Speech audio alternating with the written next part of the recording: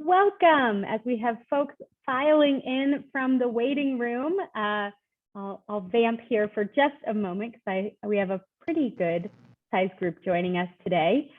Thanks for coming to this 2022 business planning workshop. We're looking ahead for artists and creative businesses, impact-driven artists, to help talk about your business right now, and in particular going forward, looking at next year. So hopefully you're in the right place. Thank you for joining us today.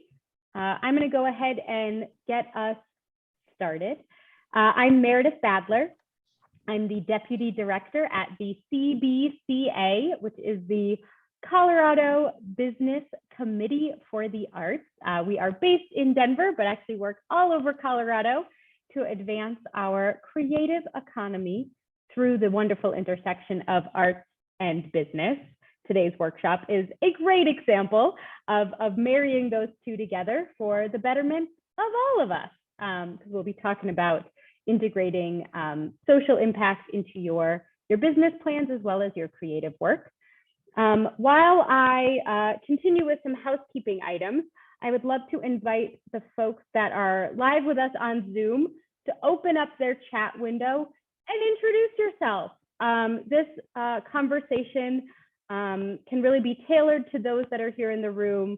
Our fabulous speaker, Karen and Nate, are here to answer your questions and be as helpful as possible. And they can do that if they know who you are. So if you wouldn't mind sharing your name, maybe the type of art or creative business you have, and anything else, maybe the stage of your business. Maybe you're brand new, you're just starting out, or you've been doing this work for a while. So let us know who you are and a little bit about what you do in your creative work. Thank you, Karen, for putting that in the chat. A few other things. We ask that you stay muted when you're not talking, so we can focus on our wonderful speakers. There will be time for you to unmute yourself and be part of a conversation, but otherwise that just helps reduce background noise. Just feel free to do what you will with your camera. If it helps you to focus on our speakers, feel free to turn it off, but we also invite you to be in community with us and keep it on and have a sort of as much of an interpersonal connection as we can emulate here on Zoom. We are recording today's presentation. So if you're watching it later on our resource page, hello to you. We'll share that recording with everyone who attended today as well. So just heads up on that too. And many people have already found the chat. That's also how folks can add comments or ask questions for our speakers. Please continue to introduce yourself. That's super helpful.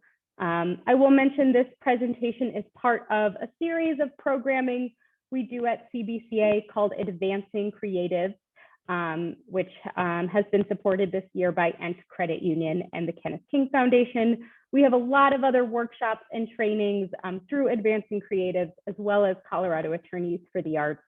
So that is my very brief commercial of, if this is helpful for you, we probably have more either already on our events page or coming up to help artists and creative professionals do their work better here in Colorado. And I believe we also have subtitles available. Maybe we do, maybe we don't. Usually we do, if closed captioning is helpful for you today as well.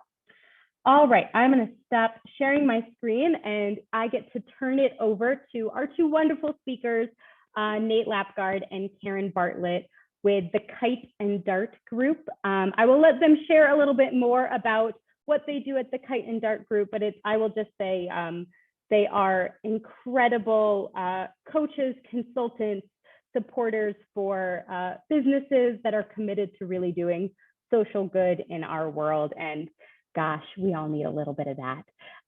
So Karen and Nate, turning it over to you to lead us through today's workshop. Thanks, everybody. Hello, everyone. Thank you, Meredith. Thanks for having us here. It's like I'm leading off, yeah? Yeah, you want to share your screen? Yeah, you want to do the disclaimer first or no? Oh, sure. Why don't you get started? I'll do it when I introduce myself. How's that? Perfect. Welcome everybody here. All right, y'all. Hi, I'm Nate. That's Karen. We own this business called the Kite Dart Group. and what we do is we do business strategy, education, and marketing.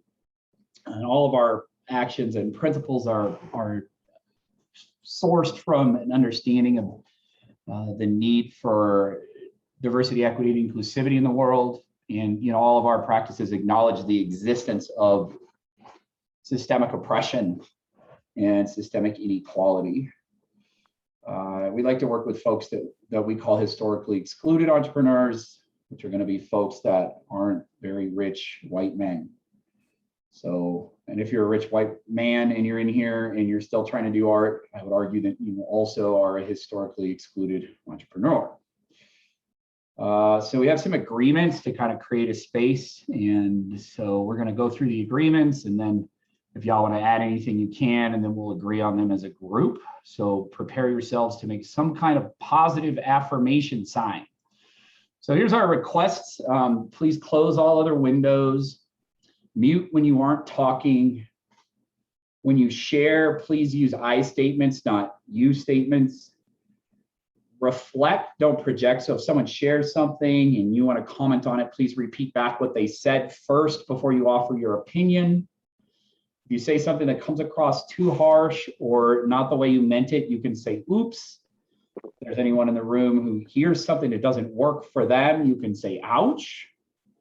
We say make space, take space. So if you're the kind of person who has an identity like mine, cis white male, we want to step back a little bit and let folks who traditionally have to fight for bandwidth to participate. And we say, listen from, does this apply, and not have I heard this before? So the way our brains work typically is when we're getting information, the first thing our brains do is they compare it to something we've heard before. And the problem with that is whether or not you've heard any of these ideas before has no relevance on whether or not they're actually going to work for you and your business. So we recommend, instead of listening from, have I heard this before, you listen from, does this apply to my business? Or how could this apply to my business? Or how could I use this in my business? And then we encourage you to actively use the chat. When I'm leading, Karen will be interacting in the chat. And when Karen is leading, I will be interacting in the chat. So those are our agreements. Any questions or anything y'all would like to add? And if so, you can feel free to unmute and jump in, or you can type it in the chat. Either would be just fine.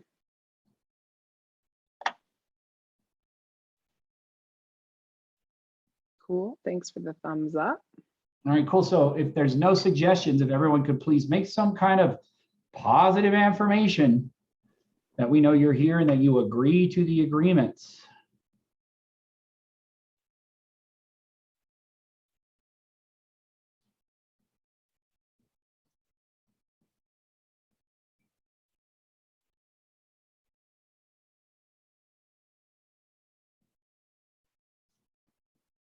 Awesome. I don't think we're missing anyone. Do you, Karen? I don't think so. I saw a lot of thumbs and a lot of agreements. And by the way, inclusive agreements, you're welcome. We're intentional about that. Feel free to steal them. We stole them from Serge. Well, from Building Bridges, you stole them from Building Bridges, yeah. So. Lots of borrowing agreements. So please share. All right. So I think we're good. Some introductions. Go ahead, Karen. Yeah, sure. So hi, everybody. My name is Karen Bartlett. I am one of the partners here at the Kite Dart Group. Let's see, what do I want to share? I think one of the things that I'd like to share with you is that I actually came to Kite Dart as a client. I met Nate towards the end of 2017 and became a client of the Kite Dart Group early 2018. Nate and I started, we're seeing your desktop, Nate, just FYI. There we go. Okay. Nate and I started collaborating on like a limited partnership towards the end of 2018. And then I came over here full-time March 1st, 2020, right before the shutdown. And, you know, really the reason that I'm here, for me, impact and contribution are really, really huge. And I have the bulk of my background, professionally speaking, is in the education sector. I've worked in the nonprofit sector. Actually, Kite Dart is my fourth business, so there's definitely been some in and out of entrepreneurship. But the bulk of my time I've spent in education. And for me, I really love to be able to help people tap into the things that they love to do and what they care about and what like really feeds them and brings them energy, and helping them use, you know, those passions in a way that has impact in the world. And it really was what got me into education, and it is not what I felt like I was able to realize fully within the traditional educational system. So the work that I get to do at Kite Dart, the people I get to work with, like it really feeds me to see entrepreneurs, to see creatives, to see artists, to see innovators, social change makers really be able to take their talents, their skills, their craft, and their passion out into the world to make a difference. So that's what I do here at Kite Dart. I'm the director of the education division. I also do one-on-one strategy consulting. And I want to kind of come back to Nate talked about make space, take space.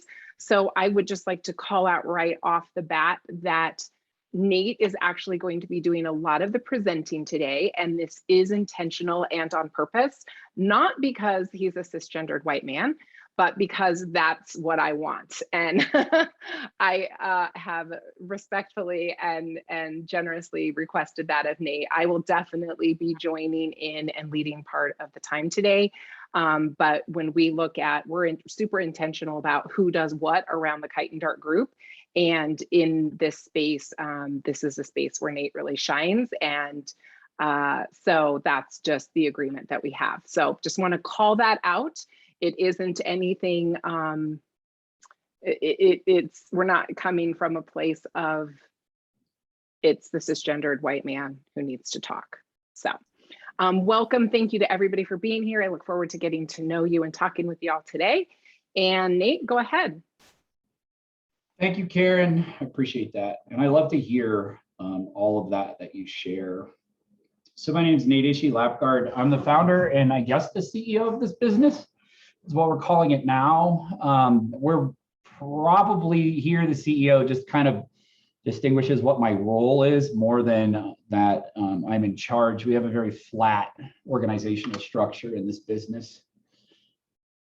Let's see, I'm a musician and a DJ and an electronic music producer, and I have pursued my career with music and art for close to 25 years in Denver. I've toured the country. I've played Red Rocks twice, and I have experienced throughout my career varying degrees of monetization with what I do for art. And I just wanted to share that because I get that there's a kind of a problematic relationship between late stage capitalism and art, in that, oh, there's a whole bunch there, y'all know that. So I'm just coming from that perspective. I do have a request. So if it works for you to turn on your camera, would you please do that? It really helps for me to be able to read whether or not ideas are tracking, if I can see your heads nod and all that stuff.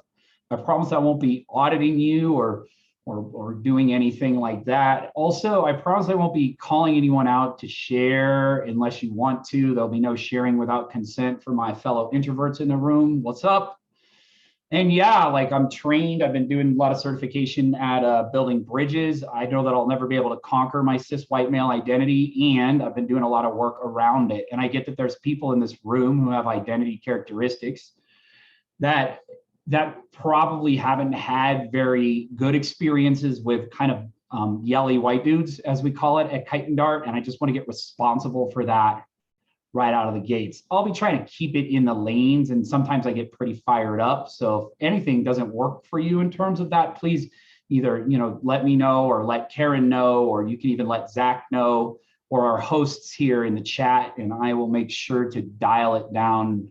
That being said, I'm going to move into the trigger warning space. So not to be rude or anything, but this presentation is working from an understanding that systemic inequality has been a regular and consistent part of American culture since day one, and that the late stage capitalist system that we live under is essentially an enforcement mechanism to not only prevent economic mobility, but also to prevent class solidarity. I'll be presenting today, thanks, is it Chanja? Did I get it right? Chanja? You don't have to unmute. Shania, like Hey, chandelier. Chanya. Word, Chanya, thank you. So like, if you don't think white privilege exists, if you don't feel like systemic oppression exists, if you think that this economy is a meritocracy, if you voted for Trump, you ought to go, because you're not going to like very much of what I'm going to say for the next 2 or 3 hours.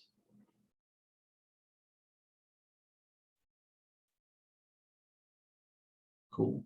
Anybody get any body sensations when I said that? Like any tightness in the chest or anything like that? Cool. All right, cool. That's great. Thanks for being here.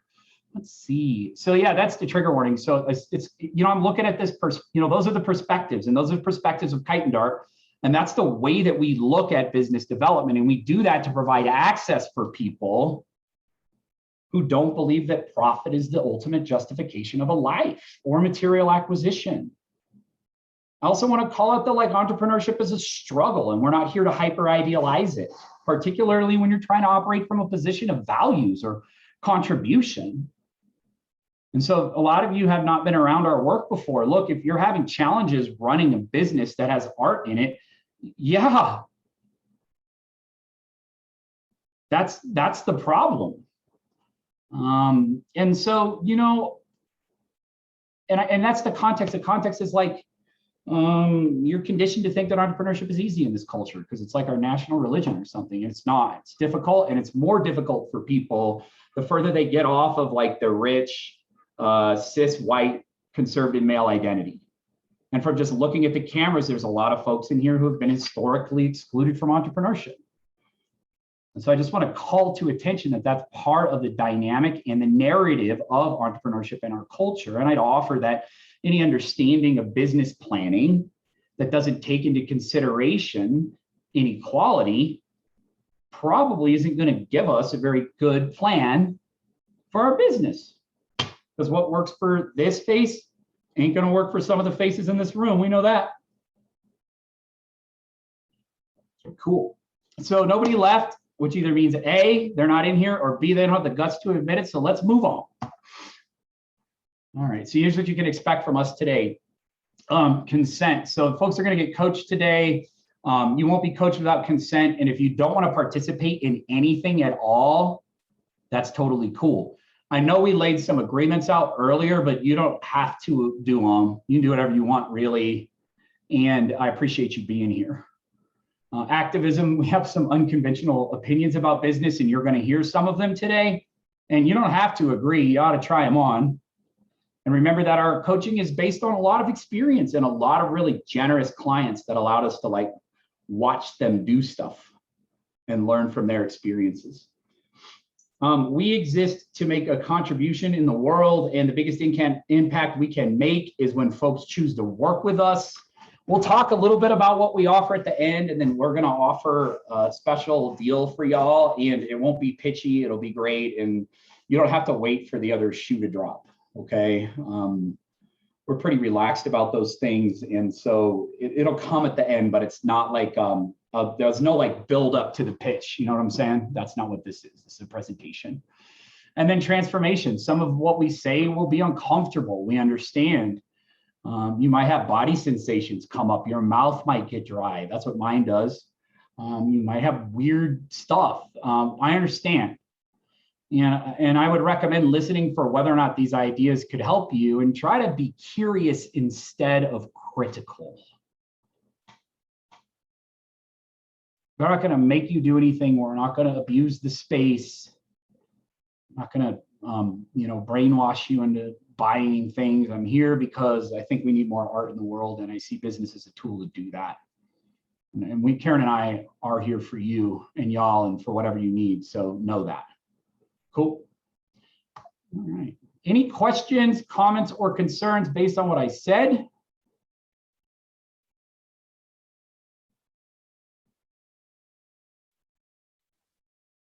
I will jump in, Nate. There was a comment in the chat. I was going to respond to it there, but I'll respond out loud. Carrie, I see your comment about, making sure that we're being inclusive, and we absolutely have every intent of wanting to be inclusive, as long as folks who have traditionally been harmed by oppression have that we are not adding to that harm. It's important to us that to call out, to recognize that a lot of harm has been done through oppression, and that is not, we don't want to be contributing to that here. And it's also for folks who don't believe in systemic inequality, what we have to say is probably not going to be particularly helpful to you. So yeah, no, I fully agree with that. I just hear a lot of, I just try to be aware that there are some people who are Republicans or whatever you want to, moderates, whatever, who also have been oppressed, who also have experienced a lot of craziness in their life. And so that's all, that's what my comment was all simply about. Yeah, I do it in the beginning, Carrie, to kind of produce that result. And I hear what you're saying too. Navigating conflict. The reason we do it is because of, like Karen said, to protect the space for folks that are historically excluded from these conversations and aren't historically included, or their voices are heard in these spaces. And I think philosophically, we could sit down and have coffee and talk about this very contentious thing, because I agree with you, it's very complicated and nuanced. And for the space that we're in here, the needs of historically, of oppressed people are much more important to me than other people. And try on that for folks of color, a vote for Trump is a direct attack against their safety. And that's what's so. And that's informed not by my opinion, but by folks of color who have trained me in terms of this narrative. So that's why we bring it up. And I hope everybody understands that. And it's cool, right? Also, I don't want people that are racist to know my stuff. That's all. I'm not interested in sharing this wisdom with them. Carrie, I like you too. Thank you. And also, Carrie, can I acknowledge you for speaking out in the chat about that and speaking your mind? I love that. It's fucking great. You're amazing. Oh, damn, I swore already. How long in are we, Karen? I'm sorry, I was laughing. I didn't hear you. You rock, Carrie. Thank you. I appreciate it. And anything else anybody wants to say about that? Yeah, Rachel wants links to my music. Oh, wonderful. Oh, yeah, this is good. All right, cool. So this is great, right? I love this business planning workshop. You're not getting a plan today. You're getting, because there's no way inside of the container that you'll be able to build a comprehensive business plan inside of the time we have allotted. So what we're going to teach you is a plan to make a plan. So we're giving you a template that you get to take with you. I'm going to walk you through, Karen and I are going to walk you through all of the ideas in the template.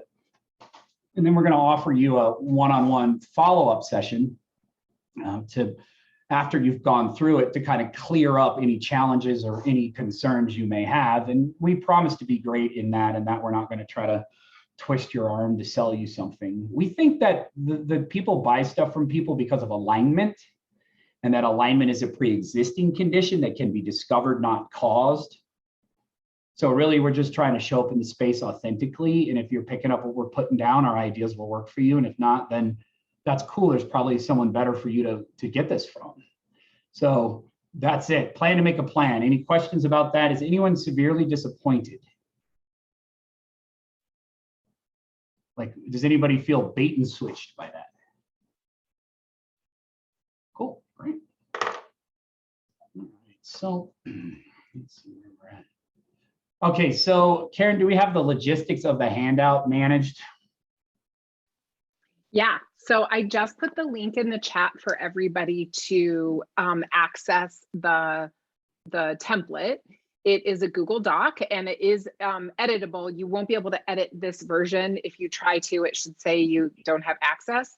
All you have to do is go up to the file button in the upper left-hand corner, click make a copy, and then you can make your own copy and put it wherever you like in your own Google Drive or whatnot. And then you'll be able to edit it from there. So if everybody would like to take a moment to do that, you can feel free I know we asked for you to have other windows closed, and if you'd like to pull that up and have that so that you're kind of looking through it, thinking about your own answers, taking notes, whatever, as we go today, that might be a great idea.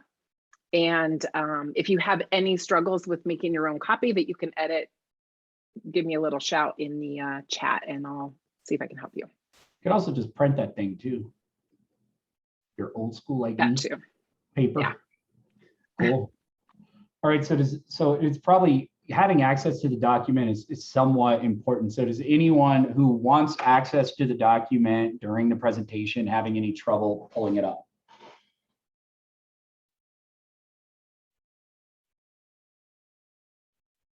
Word. Okay, cool. And if you need any support, just hit us up in the chat.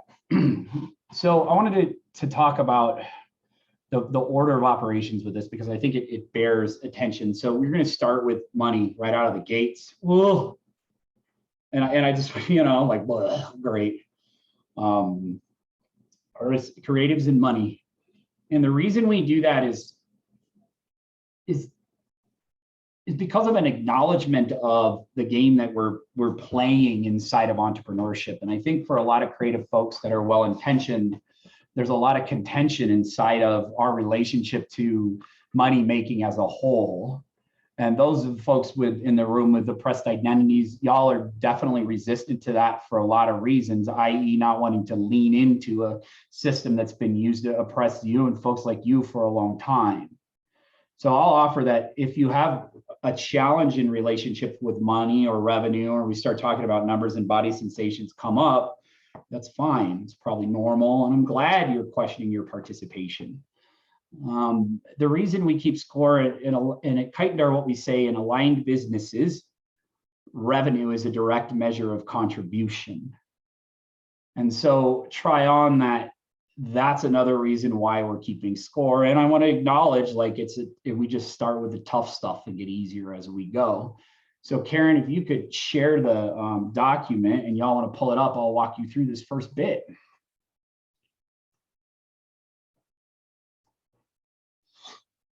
Oop.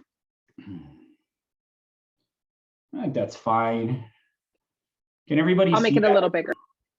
Can everybody, if you can't see it, let us know. All right, so, wow, oh shit. Yeah, so there's a pandemic, yeah. So that is also in the space that we're gonna start looking at, like, what we're gonna do next year. And you think this is funny, you should have been in the business planning workshop last year. And so, keep in mind that this is there's going to be quite a bit of wonkiness as we, try to build a projection for next year based on last year, or, the next 12 months based on the last 12 months. And the idea is let's just get as current as we can, and then we'll figure it out. So if you'll look here, the first thing we're going to ask you to do is to put your total revenue for 2021. And, gross or net, I don't care, like however you think is fine. And then you want to write down how much you've made. And we say 2021, but we're in the end of kind of the year. So you can do that however you want. I think you do revenue by quarter. So take that number and break it into however much you did per quarter. The reason we do that is because lots of our businesses are seasonal. And we want to kind of get a feel for and start to create the conversation for what times of the year are more likely for us to make revenue and what times aren't and all that stuff. And then you're going to continue down pretty basic. You set up like, okay, so, how much do I want to bring in revenue in 2022? The big question is how to know that, yeah? So does anybody want to come on and talk a little bit about or get some coaching around how to pick a revenue goal for next year? I promise it'll be nice.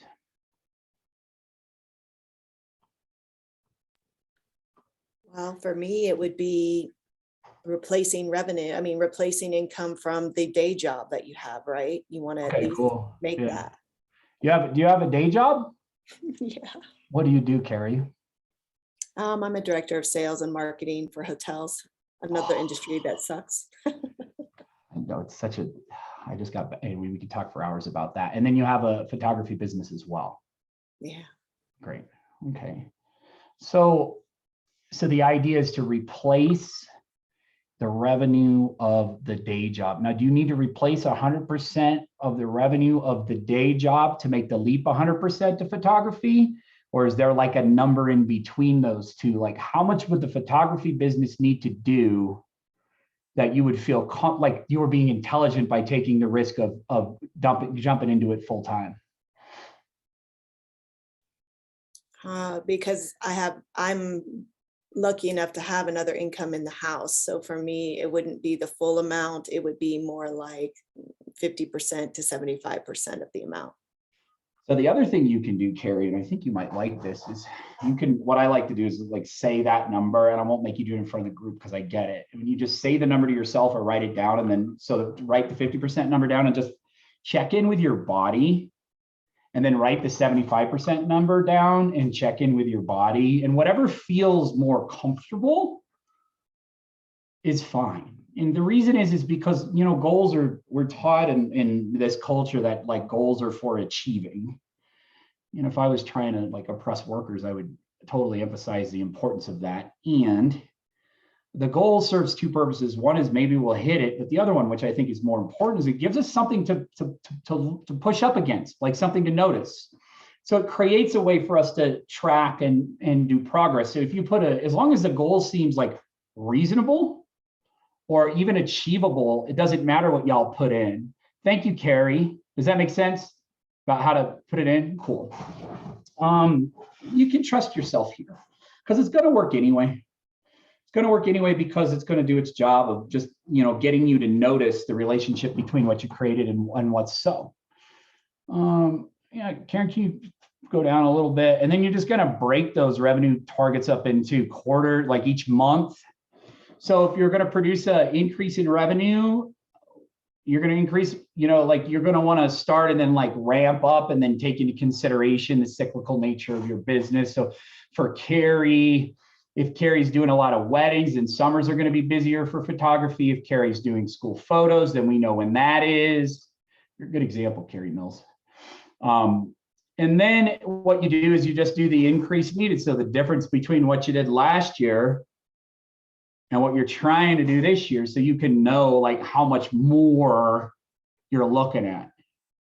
And it's that last column, I think, that really kind of brings the goal into reality. And note that if you get to the bottom column and you're like, whoa, you can just go back and change the numbers.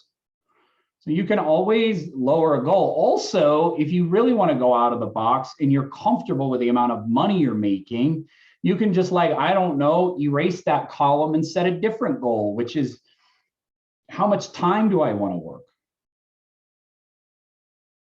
And we're going to get into that later. So businesses don't always have to grow in revenue. They can grow in other ways. They can grow in contribution. They can grow in efficiency. They can grow in impact. We use revenue here because of the space, but if y'all want to do something else, your creatives, that's fine. And I just wanted to call that out. So any questions about revenue or position and notice or why we keep score or anything like that?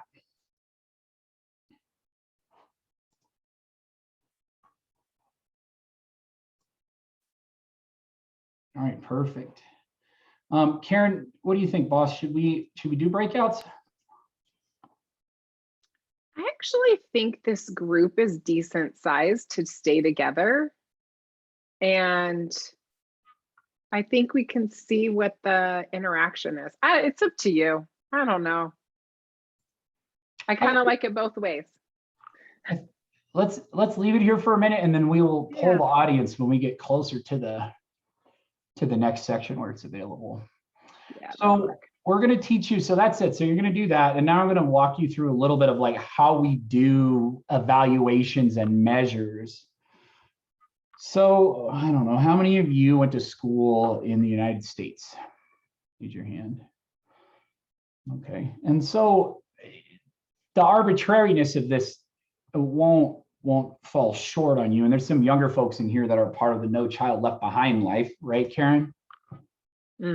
Yeah. So the reality is that, you know, we're used to holding ourselves to these arbitrary standards that are externalized, that are not knowable or measurable, yet our brain operates like that's the case. What's the example? All of us look at our other people that are in the field and we make up that like we should, like what's good is doing like how they're doing, and what's bad is doing like they're not doing. And, you know, the pragmatic reality is that the biggest impact or the biggest factor that's going to influence your probability of success in entrepreneurship, does anybody want to know what it is? That's how much money your parents had. So when you look at a competitor and you start to emulate their processes or make up that that's what you should be doing, you don't know how much money their parents made versus you. So false equivalence shows up immediately in that space. And we identified this pretty early on in our interaction. So we wanted to create a way to measure ourselves from the inside out instead of the outside in. Yeah. I have a friend of mine, he's pretty competitive. And one day he was doing something, he was in a really big hurry. And I said, well, why are you in a hurry? And he's like, I'm always trying to win the race. I said, Tim, we're adults now. The only person you're racing against is yourself. Nobody's ever been you before. Your business has never existed before. The art you make has never been made before. This is not and there's no one size fits all solution to anything in life or business. And I know that our brains and our neurology really love that idea, right? Like if I could just buy a plan that someone else did and do that, then it will work. But that is not my experience. And I'm going to bet it's not your experience either, because if you bought a plan that worked, you wouldn't be in here in a planning workshop. Cool. All right, so here's how we're going to do it. So for steps 2, 4, and 5, what you're going to do is, and we'll walk you through this, is you're going to first of all define the categories of evaluation. So Karen, can you pull up that that page so I can walk them through? I totally can. I need you to let go of your, or to stop sharing your screen. Patriarchal dominance. I need to make space for your screen share. Did I get the right one picked? Nope. No? Darn. Wrong window. It signed me out of my Google right in the middle of that last one. So now I'm like, I can't see. So what you'll do is, oh, here we go. Okay, cool, perfect. So you've got this increase in revenue, yeah? Whatever that is. Back. Okay, yeah, you see that increase in revenue? Okay, so now we want to figure out, like, try on you. Nobody knows more about your business than you do, so you know, and you have a list of ideas in your head about how they're going to get there. Does anybody want to come on and get some coaching around how you're going to get there?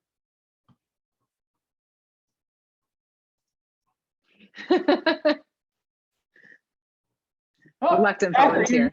Raise your hand, Zach. Word, man, come on board. While he's coming on, I just want to call out real quick, when y'all are delete what is here right now. This is strictly like an example. Yeah. All right, Zach. So do you have an idea about how much you're trying to increase, or what's the deal with that last line on step 1 for you? Oh, it moved. Yeah, so I kind of have an idea. I don't want to get in too much of it, but I'm creating a new branch off of what I do for the freelancing. So part of me is a little divided on, I have a website. Everything needs to be reinstituted. I went and did a terrible thing and got a day job, and I'm coming back to freelancing. So everything is, I'm juggling a bunch of things, and now I need to put all this resources. If I want to do it, I need to do it and stop thinking about it, sort of phase. So Got it. So we call it moving out of analysis paralysis into action. Mhm. Cool. Oh, you're gonna like this, and you can utilize this method. I wonder how I know.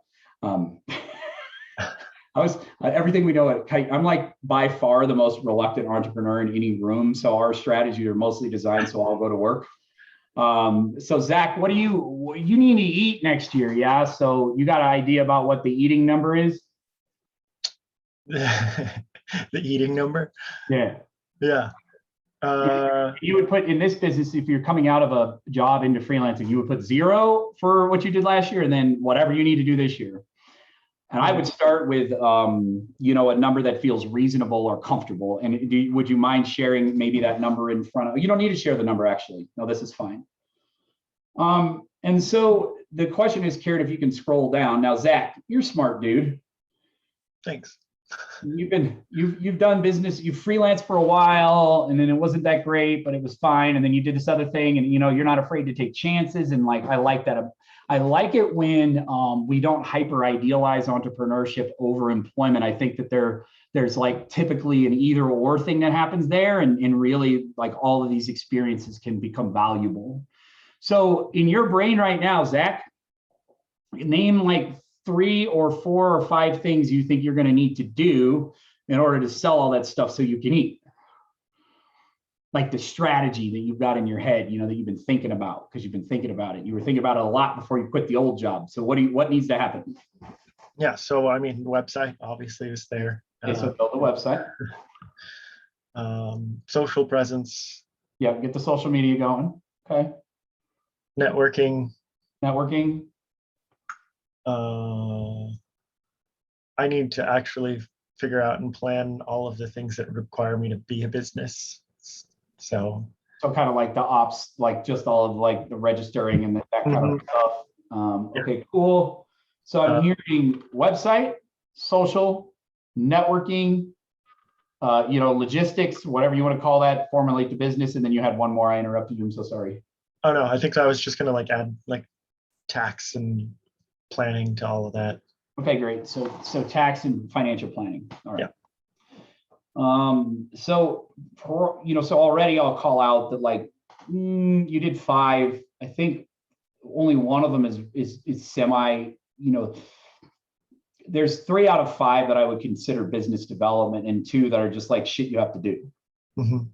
And we want to remember that shit we have to do doesn't have anything to do with revenue generation. So like Carrie, when you're pivoting off of a day job to the new job, you've got to focus on the front end of the business. And Zach, that's what I would offer to you too, man. Like, you want to make it go this time. I feel you. I don't want to be an employee ever again either. So we got to be on the front end, not the back end. Now, so here's what you can do, Zach, in order to determine which of those 3 actions is the shortest route to success. That'd be nice, right? If I could predict which ones are most likely to succeed. So you're going to rank them. Karen, did you put his in, or could you put his in real quick? Can I add something? I did. Yeah, you can do whatever you want. Can't see him. Oh, you did. Oh, cool. Yeah, go ahead, Zach. Add another one. Yeah. I mean, me hearing you say that, I have to actually make some new content to put on said website. So. Yeah. You all right, man? Yeah. I acknowledge the presence of fear. I'd like to ask one other question for you, Zach. So I see like those logistical things, those back end things. I see the ways to kind of get it out into the world. What is the thing? We don't even know, like you've got some skill power that has to do with what you're selling. I'm super curious what that is so we can include that. Yeah, so the main plan as it stands is I do graphic design / motion design. Motion design being the biggest thing that I freelance. And the new branch is I actually want to get into immersive events. Yeah, buddy, I got a referral for you. So we're working on that. Yeah. Different spaces. So I have a friend of mine, Diana Merkel, who's all up in that business. She's been a client of Karen's for a while. Yeah. So we should definitely connect around that. Okay, Zach, so check it out. You ready, man? Zach, thanks for coming on in front of the whole, never works out very well for the canary. So let's pretend that Zach is comparing Zach to Zach, and we got Zach as somewhat of a polymath. So Zach, of those things that are up there, what do you feel most confident in your ability to do? Motion. Okay, cool. Zach, oh, and then what do you feel least confident about? Immersive. Great. As far as the 3 things that I do, or just all of the A whole thing? list, boo. A Okay. whole list. Okay. So The you least go ahead, Boo. Go ahead. logistics is the least confident. Okay, cool. And then, so what are you most passionate about on the list? Give that a 10. Immersive events. Right. And what are you least passionate about?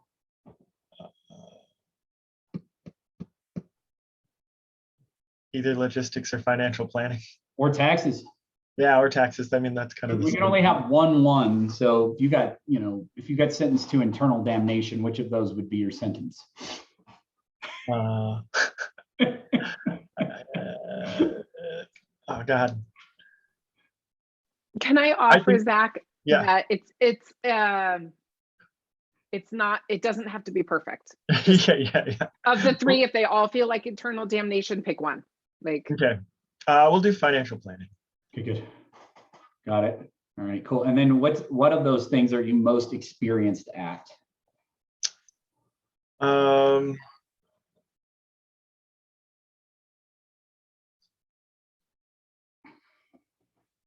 I guess graphic. Graphic design? Cool. So now let's go back. You have a scale now, right? So let's start with confidence. So here's what I want you to do. I just want you to one relax. second, Nate. Okay, go ahead. Sorry. We need for the, which one of these things are you least Oh yeah, experienced thanks, Karen. in doing? Yeah. Least experienced. Yep. Yeah.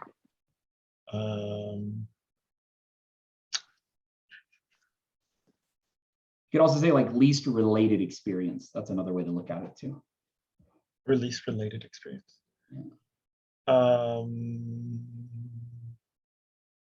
Logistics. Just like starting a business and all that kind of Yeah. crap. Okay, good. That's good because that doesn't make us money anyway.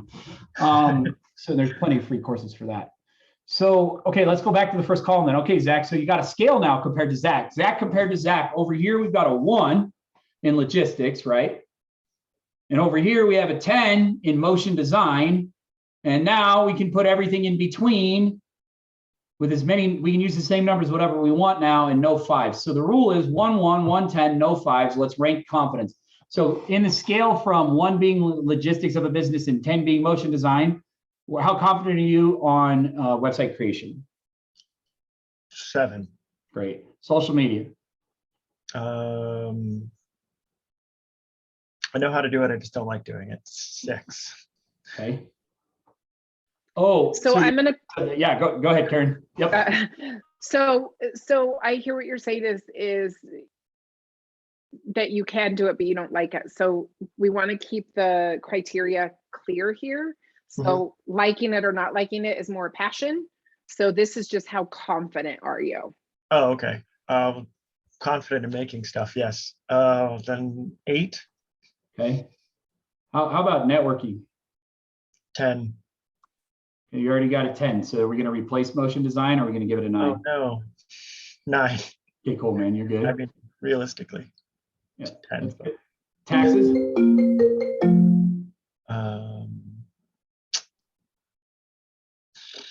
4. I Financial should less than that. 2. We'll do taxes 2. Great. Make content for website.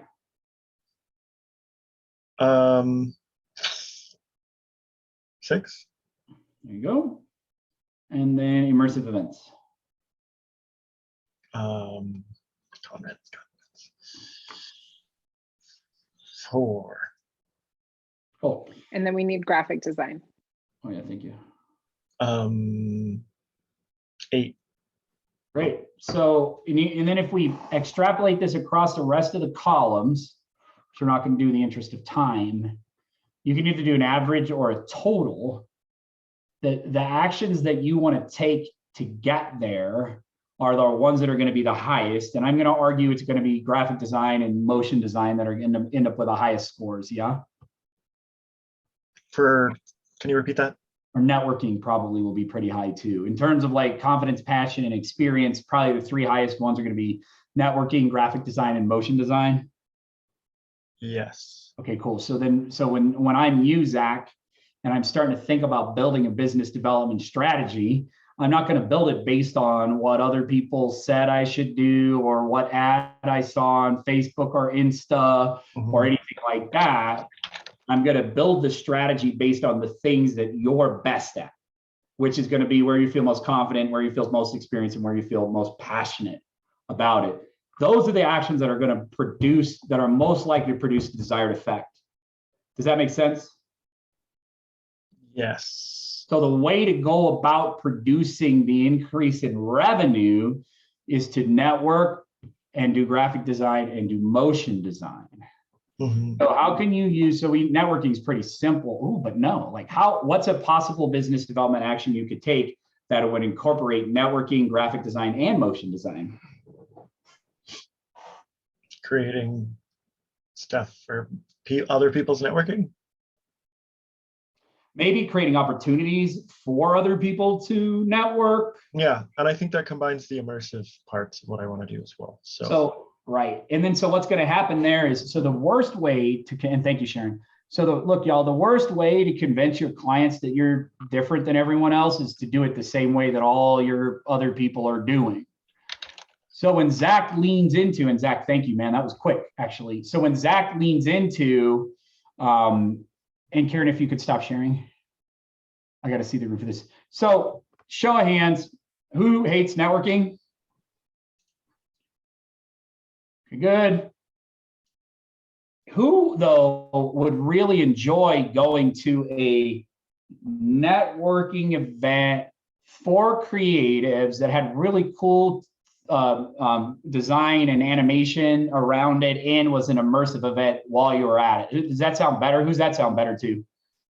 Cool. So you got it? Yeah, you're good, Zach. So just try on. Like, it's weird. It's like you've been conditioned to emulate something in business. I don't wonder who.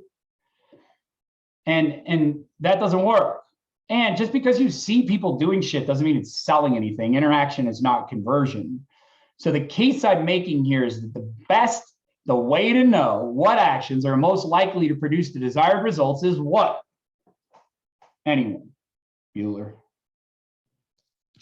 Leaning on your strengths. Yeah, you got it, Michael. What's most aligned with what we're confident in, what we're passionate about, what we're most experienced doing. If you can leave with anything today, that's it. So if you're an artist, you better art to sell. You better art to market. Don't make yourself do weird shit you don't want to do. Word. All right, Karen, have at it.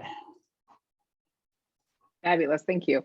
I can't even remember if there's a slide for this one, Nate. Can you? If there is, okay. It's very fancy. The next step of what we are going to do is we're going to examine commitments. So, is that a great question? Yes, you're only allowed to use 1 and 10 once. Okay, so when you set up, what happens is, so think about when we're in school, right? When we're in school, we're told what to learn, when to learn it, how to learn it, and we're told what constitutes mastery. And then we judge everybody on the same scale, A, B, C, D, F, right? So you're creating a scale that is unique only to you because comparison does not matter, okay? So when you set out your 10, you set out your 1, and that gives you your scale so that you're ranking everything against the 1 and the 10. So this becomes your unique scale of and what's a no and where to lean in. And everything else you can use in between except for 5s, no 5s, because that's just kind of that, like, I don't want to commit kind of place. And you know, when you were saying there was something else, I think you were saying that could be 10s. I will just call out that the first time I did this exercise with Nate, I was so resistant because I am a recovering perfectionist. So this was before I let go of my perfectionism, and I thought I had to be good at everything and they all had to be 10s. That's not reality. It's not the way it works. And also for the exercise, it's not going to matter. We just have to have a way to pick the scale and a 9 is close enough to a 10 that it comes out that actually you're good at it and you're going to have a high score. So it means do the thing. Yeah, look, That we help? didn't want to make all these rules, but you know, you can thank your predecessors for that, where they filled everything in as 10s and 1s, because I don't know, binary thinking or whatever. So, and the 5 is no information. So I get it's inexact. That's fine. Just do it. And the key is, y'all, check this out. Pay attention. The key is to establish in the 1 and the 10 first. Yeah. Then put stuff in between. Don't just start filling in numbers. You know, you don't know, you know, if you don't have a scale, it doesn't work. Okay, and can I send the questions you asked in the chat? What questions? Oh, what do you feel most confident? What do you feel most passionate? Those ones, Zach? Yes, thank you. Or they're actually the heads They're of up the here. columns on the worksheet. Well, that made it go to a new line, but You can see it right there. So the top of the columns is confidence, passion, and experience. Also, if you don't give a shit about confidence, passion, and experience, you can just change whatever you're evaluating by. Now we're getting crazy. Get crazy over. All right, cool. Karen. okay, great. So now we're going to look at commitments, okay? And so Nate's been talking about alignment, and if you want to go ahead and stop sharing, Nate, that would be great. Thank you. So Nate's been talking about alignment and having this whole inside out approach. And part of that has to do with what are the actions you're going to take in order to grow your business, right? In order, you know, what are you going to sell? What are you going to do in your business? What actions are you going to take to get there? The other part of this that we really want to look at is like, what is it you care about? What is the difference that you're trying to make in the world? You have this business, and I'm going to guess, because you're in this room with us today and you haven't left yet, that you're not just in it for the money, right? Probably if you were only in it for the money, you wouldn't be an artist or a creative, right? Like, it's just not how that goes. So we want to think about the difference that we're here to create. What are our values? What are our commitments? And we want to be looking for alignment in that. And actually alignment with that, usually the number one predicator of conversion is alignment to commitments, alignment to values, okay? And so we want to get crystal clear. We tend to tell ourselves that people are very rational and logical in how they buy, but it's actually much more of an emotional thing.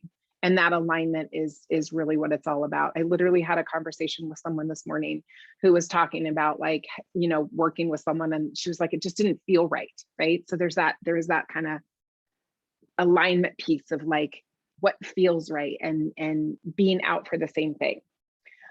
We have a whole process that we use with this that takes way more time than we have today.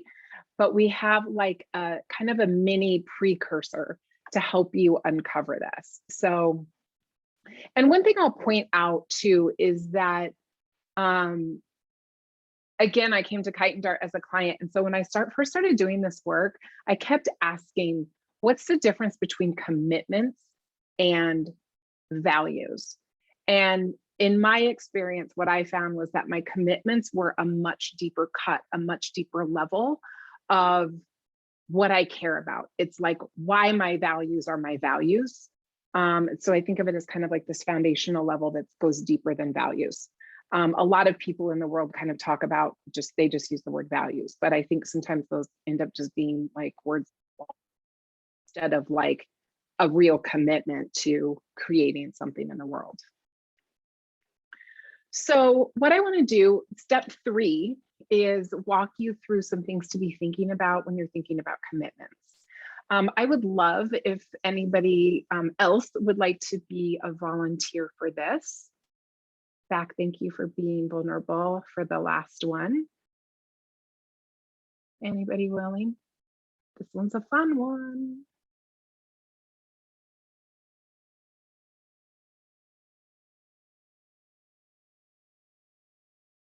Krista, awesome. Thank you. Good to see you.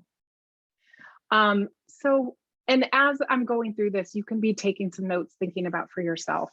Krista, what I would love to ask for you to do is, would you just think about, you know, you've got this business, you've got this creative work that you're doing. What is the future that you are working to create for yourself?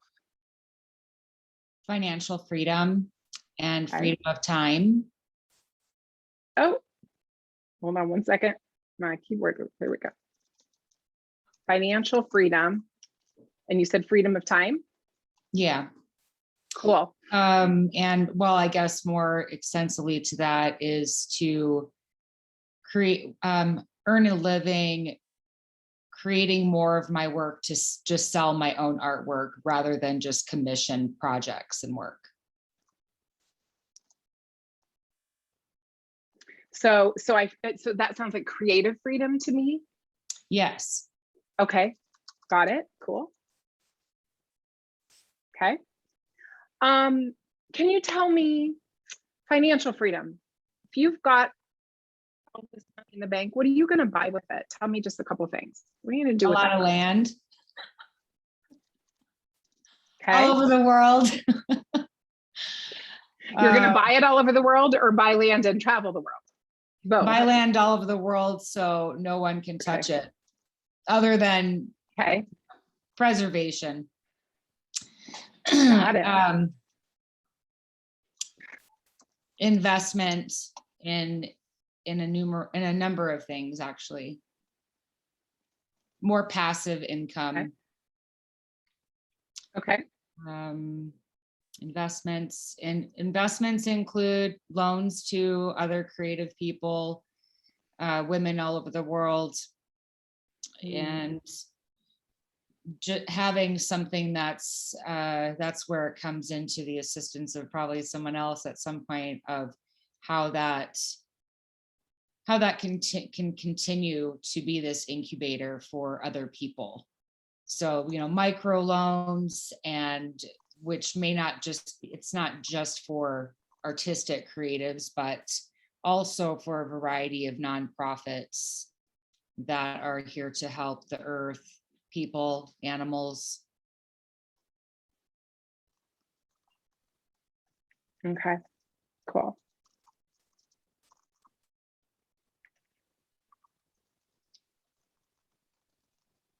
Okay. So what I hear is, pardon? Go ahead. No, go ahead. I was just going to say, I was just going to kind of summarize, and that's good enough for now, right? Y'all, yeah, it's a lot. It's a lot. Your list is, hey, my list has a lot of things on it. It's all good. But what I'm hearing is, I'm hearing a lot of freedom. I'm hearing a lot of freedom, financial freedom, freedom, freedom of time. I'm hearing this idea of preservation, of sustainability. And then I also hear this idea of some access and inclusivity and accessibility, right? Creating space and opportunity for other creatives to do their work, for other innovators, for women, for these different groups of people to also be able to have the opportunity to do something that maybe they don't have, some equity stuff. Yes. Okay, cool. So we want to be leaning into that, right? The people who care about those things are going to be people who will be great people to work with. They're going to be the people who want to buy. They're going to be the people who want to collaborate, okay? So we want to be looking for that alignment there. Now, there's a little more to this I want y'all to think about, is I want you to think about, and Krista, I'm going to ask you to answer here.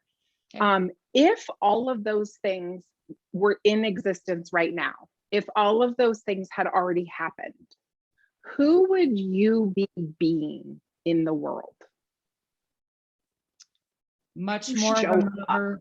How would I show up? I think I would still be pretty discreet in a sense. Okay. Like maybe a mover and a shaker, but not so much of really, I don't know. Because immediately, like, people think of that and they think of like, or maybe that's just my own perception, is like that person is like a upper status or something. I don't know how to, I'm not sure how I know how to answer this question. Who would I be being that this future was in place? That's a really great question, because it's being your future self. And so I feel that I would be, I don't know, just as busy as I am now. I don't know how to answer that question, Karen. Yeah. No, I got it. No, it's kind of a hard question, and there's kind of a language with it. This is not how people always talk about things, right? But like, Okay. part of what I'm hearing with this, like, you'd be a mover and a shaker, is it sounds like you would be intentionally, actively doing things that make a difference. Yes. Is that My true? time Okay. would be my time would be more outsourced than it is now. Like, you know, this is where I can do this, and it's not that I'm bad at it, but someone else really needs to do that. And Okay. that really is a component of financial freedom as well, you know? Yeah. So you'd be really staying in that Yes. with what you're really great at, what you really love. Good. So let me ask this question in another way too, just to, there's some people kind of wanting some more to think about. How would you feel if all of those things had already happened? How would you feel?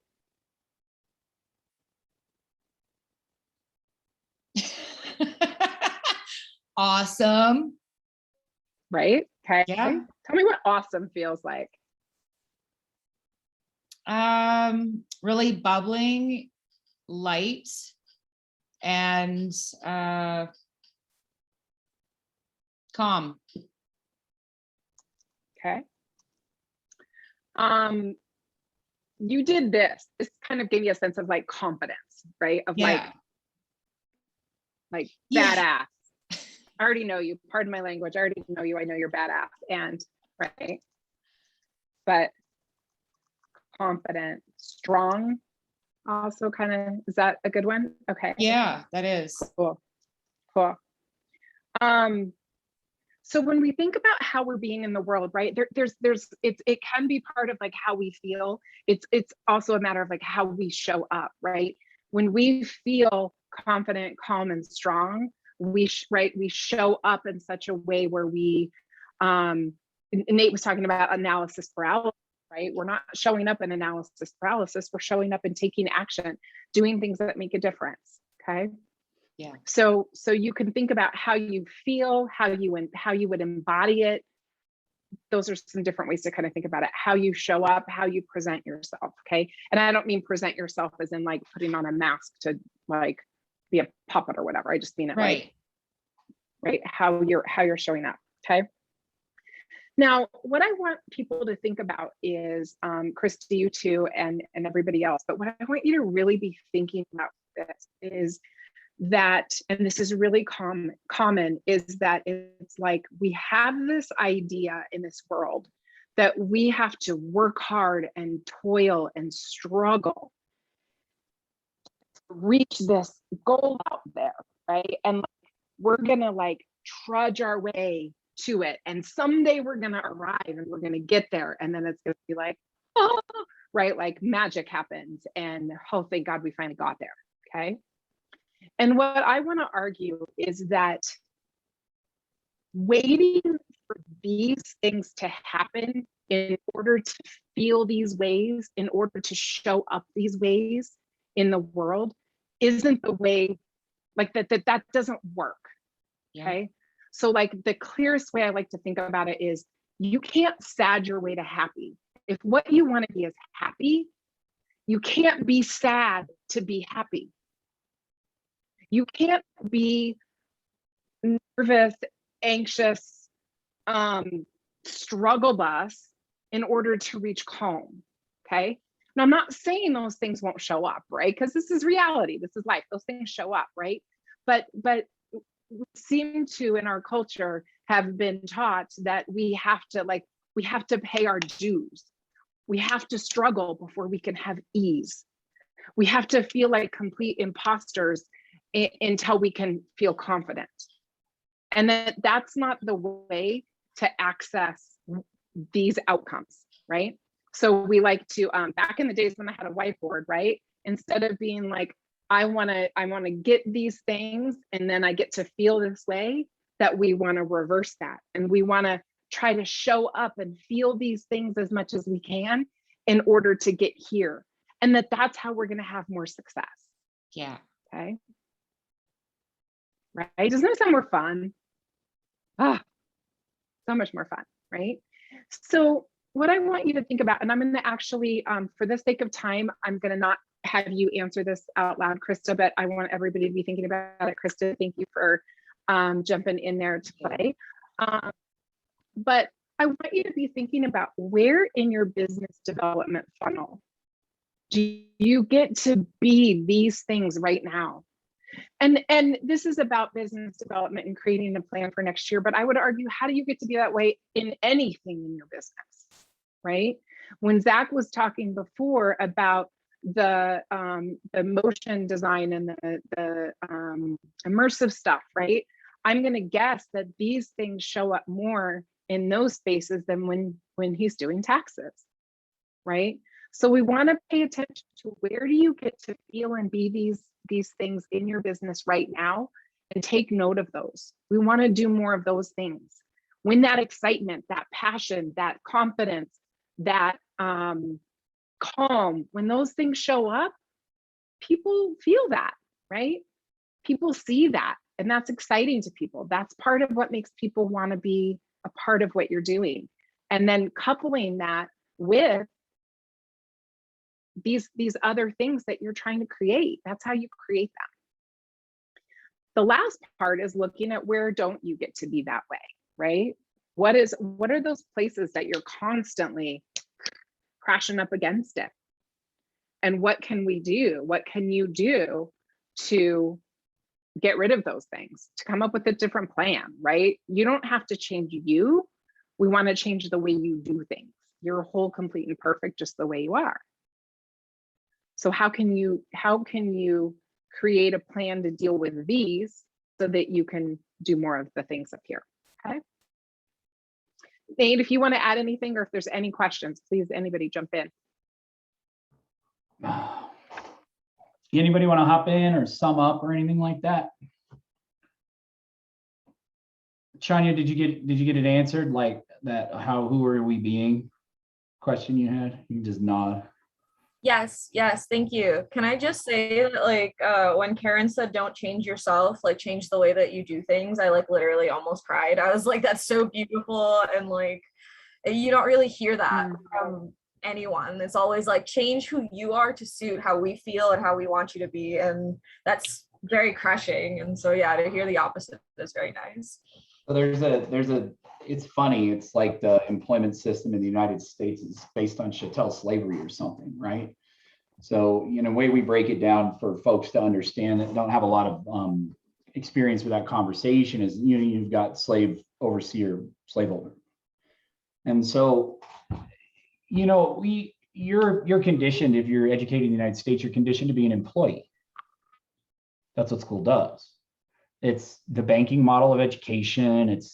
Despite educators, efforts to the contrary, what happens is that teacher says something, and your grade is typically based on how well you can fucking repeat it back. This is not a skill that's useful in entrepreneurship.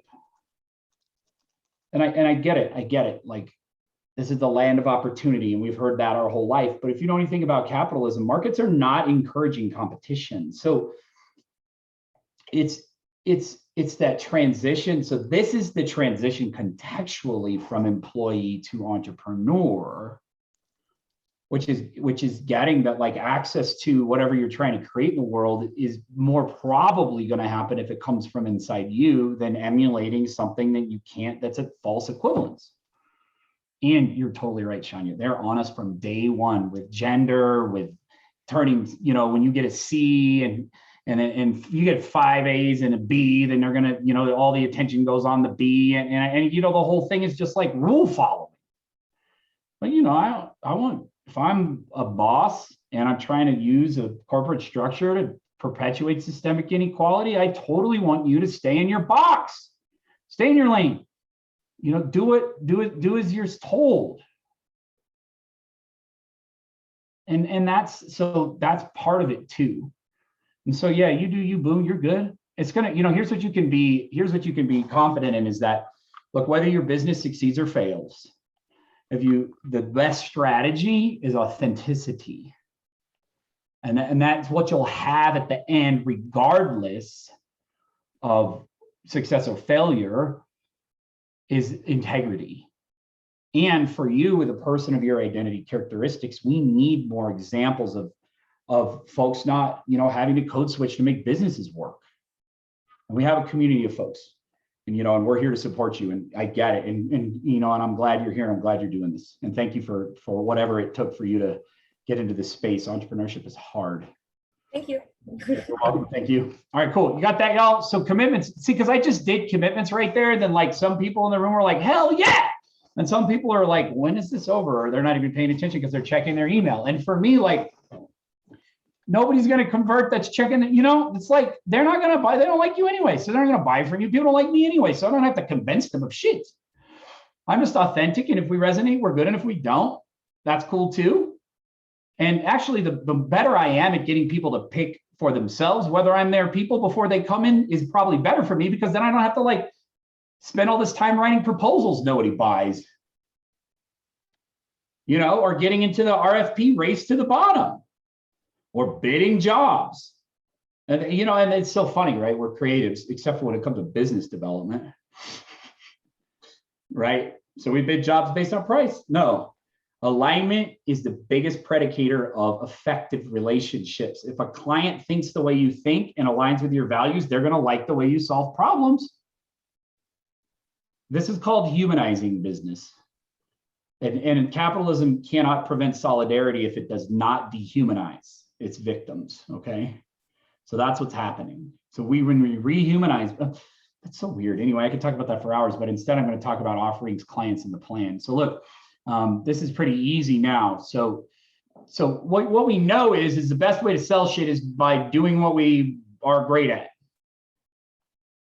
That's what Michael called it, your gifts or your talents or skills. And that language is out there. So I don't remember exactly what you said, Michael, but the fact of the matter is the best strategy is the one that works for you. Now, same thing here with clients, offerings, and the plan. So you're like this, Karen, you just want to hop in? First of all, I invite you to consider that the customer is certainly not always right. Wait, I can't see. Is this the right one, Nate? Yeah, you got it. We're in step 4. Okay, good. What was 3? Yeah. I'm sorry. Yeah, we're on 4. We're on 4. Yeah, we're good. We're on 4. Yeah, okay. So look, Yeah, you're I just gonna wanna make now sure remember we taught you how to assess product offerings. So does anybody want to come on and get some coaching here? Who sells things? Who wants to come on and talk about what they sell? Who wants to come on and talk about what they might be selling, what they're considering selling? Yeah, go on. I can't, probably you don't want to raise your hands because I can't see all of you at once. So whoever wants to come on, just unmute. Shania, let's go. Look at you. You all right over there? Sort of. This stuff makes me really anxious because I don't know what any of this means. Okay, so so tell me what, wait, hold on. So I'm here to totally explain all this shit later. If you want, that's fine. It's free, it's no problem. For the purpose of this exercise, what don't you understand about this slide? I don't, so I want to get into selling things, but I haven't in the past. Oh, cool. Well, that's even better. Okay. Hey, Nate, I have a weird, strange problem. Huh. My mouse that's plugged in literally won't work. So I can't fill this in, but I also can't stop screen sharing. You, of course, this is why it's so fabulous, amazing to have production people behind the scenes. Thank you. All right, cool. So look, Can here's you pull it up, Nate? I got you. Go, hold on. Okay. I got to do the thing. I got to do the thing of the thing. All right, so share screen. Look at that. Messed up I our think we're plan. business consultants and not, I don't know, PowerPoint presenters. So look, here's what you do on your product offerings, John. Okay, what are you trying to? You're doing. Oh, you're gonna like this. So you're doing pottery, yeah? Earthenware. What is it called? Terracotta.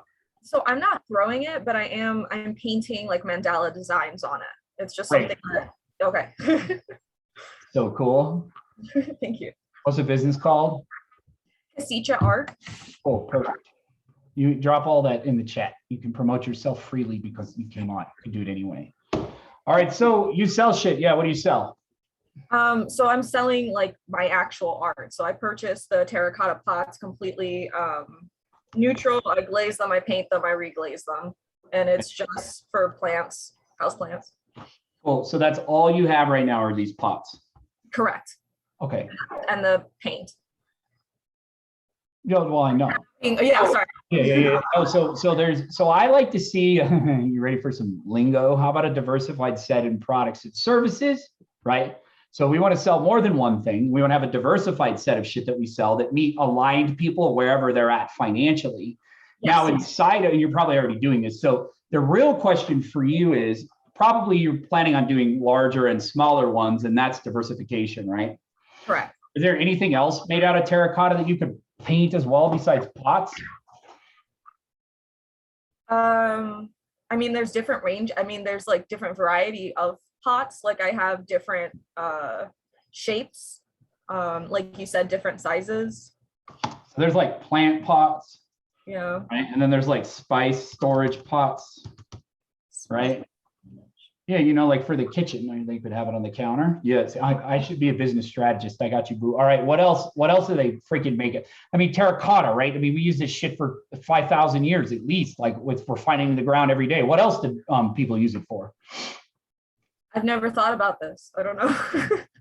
Welcome. This is yeah, good. Plates? Hell yeah. Yeah. Team, everyone, Shania, new entrepreneur. Let's go. What else can we make out of terracotta? Let's go. Decor that's not for plants. What? Bowl, yeah, plates, bowls. So let's what we call that? Oh, mugs. Dishes, mugs. What did someone else say? Hop on in.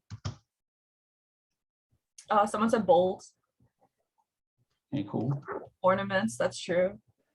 The terracotta figurines, is that a thing? Yeah, it's probably. I don't know why not. All right, cool.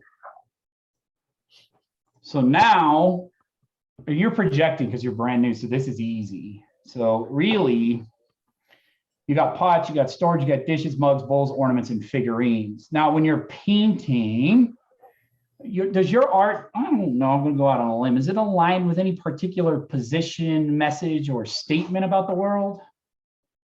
I paint from a point of like movement and continual like I don't know, it's like it just comes from a place of progression and like wanting to move. I paint a lot of stuff that reminds me of the ocean because I come from the Caribbean.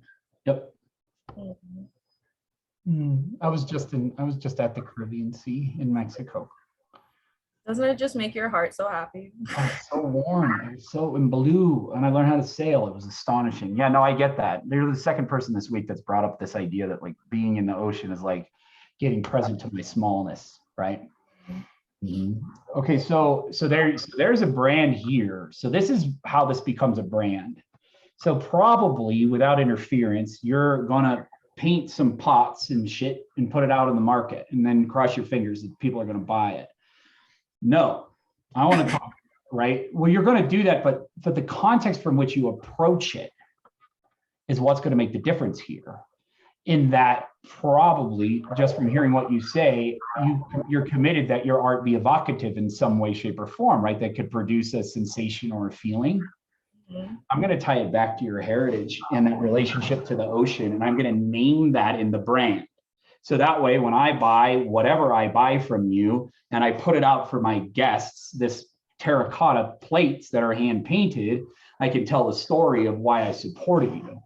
See, so dehumanizing business, right, teaches us to think that what you're selling is a pot with paint on it.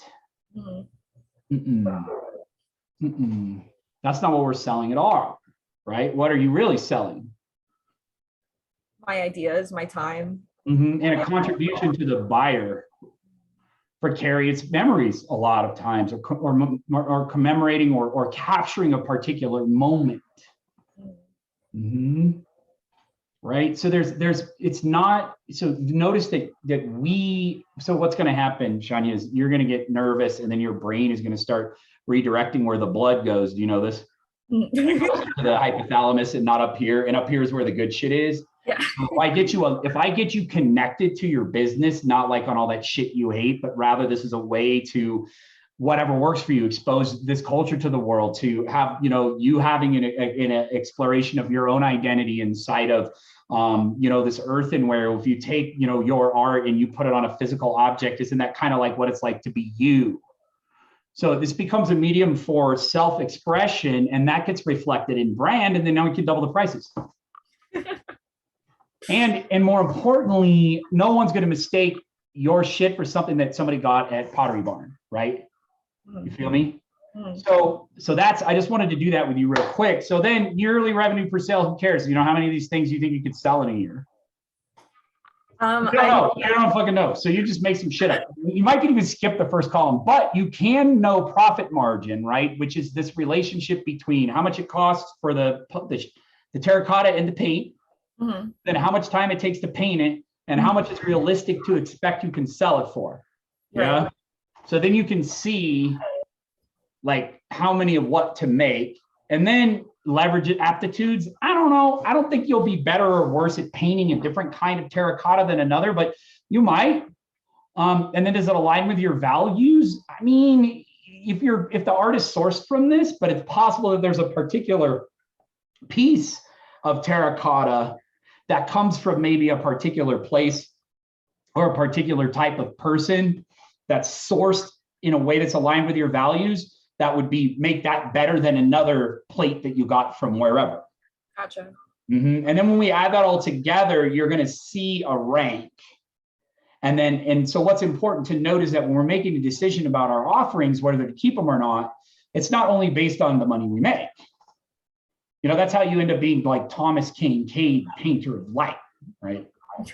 Fucking paint shit white people like. I don't know about you, but I'm not trying to do obviously, I'm not trying to do shit white people like. So you can do whatever you want. And for you, I think if it aligns to that heart and that soul, can you see how pragmatically that's a better way to enter the market? Yes. So you know this shit already, by the way. We get one-on-one, I'll tell you how you know this shit already and why. I'm not going to do it in front of a group, but you've got a set of intuitions and knowledge that are a result of you being who you are in this culture that are very good at helping you understand this stuff. So does that make sense though? What'd you get? Or do you have any questions for me? No, it makes sense. I understand. All right, cool. Yeah. So there you go. Now, and then in your body, when you think about doing this business now, what's different now than it was before? Yeah, it's more calm rather than nervous, rather than apprehensive. And what you're going to do is when you get nervous or apprehensive, you blame that on you. That's your intuition telling you that it's not all the way there yet. Your reluctance is discernment. Okay. See, so what happens sometimes is our bodies communicate to our brains in not words, but because we live in a patriarchal society, all we care about is because we in white supremacy, so we worship the written word. But your body's sending you all kinds of messages, and sometimes they have words and sometimes they don't. They're all equally valid. Cool? Word. All right, thank you. Appreciate you coming on. You want to keep going? Or you want to let someone else? Let someone else do it. All right, Word. Who wants to talk about discovering aligned clients?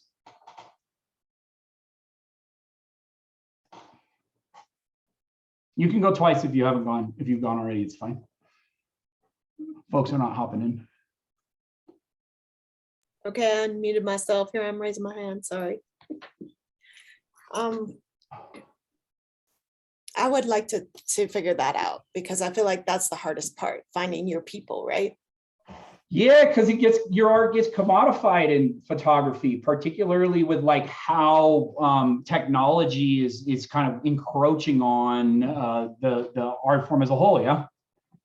Yeah, I mean, I technically have both sides. I do portraits and weddings and whatever, but I'm also an artist and I do a lot of abstract photography that looks like abstract paintings. I don't fit in the photography world. When I go into, shows for photographers, they don't want my stuff because it looks like paintings or digital art. Yep. And anyway, so ultimately, how do you get in front of the right people? Like you can do Instagram and social media, and that still doesn't guarantee you get in front of the right people. Mm-mm. That's the best question that probably I've ever been asked in this workshop. And I know the answer because I got in front of my right people today, didn't I?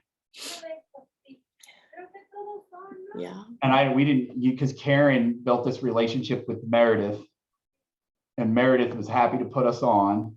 And I said crazy things that no one should say. And you challenged me. And then it turned into like this like meta thing where we agreed that this is a problem. It's so cool, isn't it? There's some kind of weird phenomena that happens and we just named it. Because I don't like to boss people around and it doesn't work anyway. And that's not how I wanted to sell. Plus I have low self-esteem. So I'm not super confident at the time when I started, I'm still not. So I needed a better way to do this. So alignment is the key. So in the first part, we're talking about your alignment to the products and services, right? Like, is it aligned inside of what you're offering, line up with your values, and is it what you're good at? And now what we're moving into the conversation is how does that work? So Carrie, why are you doing this weird ass fine art photography? So ultimately it's healing. Throughout my whole life, art has been therapy and very much healing.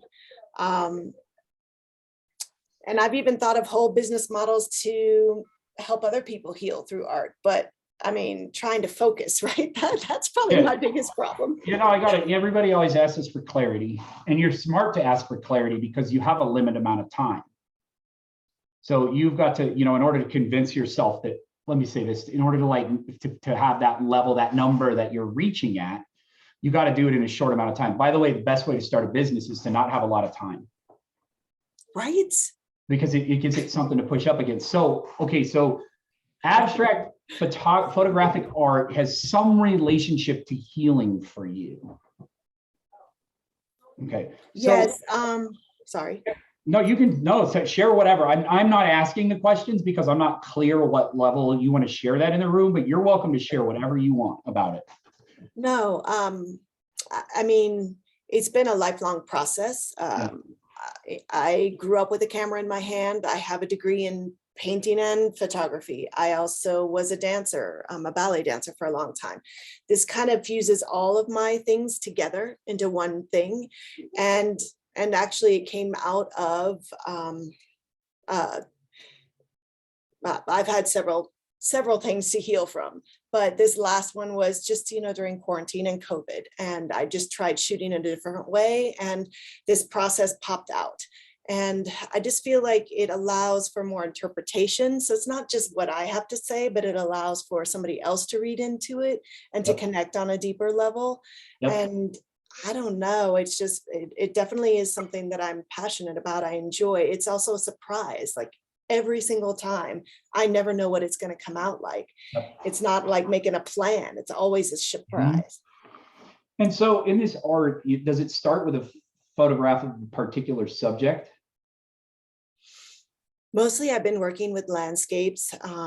Okay. I practice challenging fear on a regular basis, and I go out jeeping into crazy ass places and I take photographs and shoot there. Yeah. Zach is our copywriter at Kite Dart, and he is literally salivating right now. So there's the juice, right? Now, I'll tell you right now, Carrie, Mom and Dot Photography, which is a fine name, does not evoke any relationship to that at all. And I'm willing to, and when I'm willing to bet when I go on the website that I'm going to see a similar thing, and that's okay. No, that's a separate business. That's my photography business. I'm mentoring my daughter in. My business is Carrie Mills Photography. I mean, so you don't want to do any more of the Dot's going to do all of the weddings and funerals, and or they don't take pictures of those. Sorry, but all that, and you're just going to do the fine art and concentrate on the fine art. So I heard you, and I heard you not wanting to define the context from which your art is interpreted. I got that, and people need context to interpret reality. So what I want to know is, and what I'm going to lean into is the story that you just told me, because now it friggin' makes sense. So when I look at your piece of art, now I've got a place to interpret it from, which is not what you say the art means, but like where you are coming from when you made it. And then I'm going to start to look at relationships too, and relationships I can build with other organizations or people who are committed to healing the types of traumas that you've been through in life. Now, you don't have to name those because, you know, that's your choice. And folks that are in the healing business are going to be the, you know what I mean, in life, are going to be ones that are going to want to connect with you and your art, because because if they know your story and they buy that piece, every time they see it, they're going to remember how Carrie coped with COVID by like driving to really dangerous places in her Jeep. And if Carrie can do it, so can I. So now we have a freaking, what is this shit? It's like a experimental photography brand that's built in women's and empowerment and transforming trauma. That sounds really freaking cool. That is exactly, yeah, my dream right there. What you Well, just you're doing it. We're doing it right now. Boom. Let's do it. Let's do it. That's all you have to do. That's going to work. Now, there's whatever you're going to have to go through in that space, Carrie. So if you want to do this though, so let's go back to the exercise. So align clients. Well, I just nailed it, right? People who are interested in healing. Well, they're not going to know that your art's about healing if you don't name it as such.